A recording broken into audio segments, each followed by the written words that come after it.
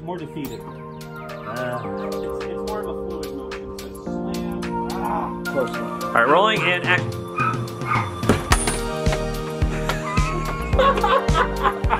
In general, we like our short videos to kind of be their own stories, you know, self-contained stories, kind of like mini movies in a way. And this is the first time that we've literally had a cliffhanger ending. This is not a standalone video. You definitely had to have followed the entire saga up to this point. This one has been a long time coming. It was pretty exciting to finally get here because we sort of knew we were headed to all these different villains attacking Greg. We didn't know exactly what number it would end up being, but it always made sense to do it right around 10 because 10 felt climactic, so why not do a two-parter, parts 9 and 10? So after Diary of a Wimpy Alien 3, we decided as a group to try to make the cast sizes smaller. It's just easier to film if there's less people on set. And so this was the first time in a long time that we've had a lot of actors for this episode. And really, I think the unsung heroes of this episode are the masked characters, people that we got to play the different xenomorphs in this episode. It was very hot. Very humid in Florida. It was not a picnic being in those masks, but they all really did an excellent job. I've never been in a mask or a suit like that before. Actually, up is not up, down is not down, left is not left, and right is not right. So I had to make sure I looked at the right way on the ground to make sure you guys are looking at my, I guess, eyes and stuff, or else I'm looking up in the sky. Hold it right there, boys. Whatever one. I don't think your head's that big. Huh? That looked nice.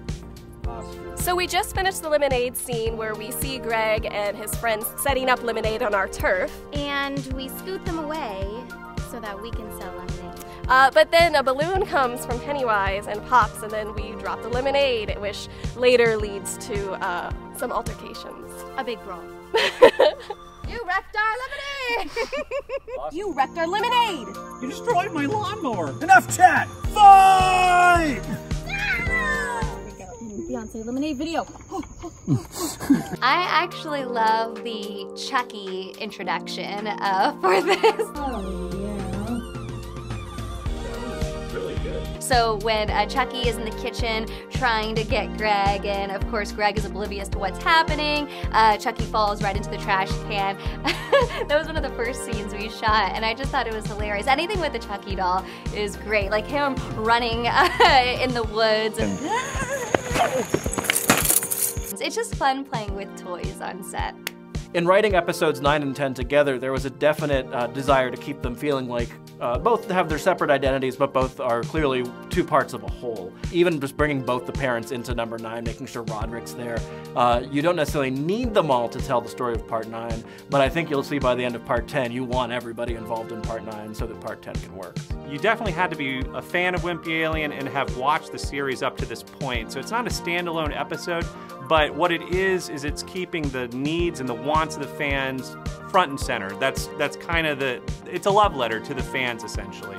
And that's what this episode's all about.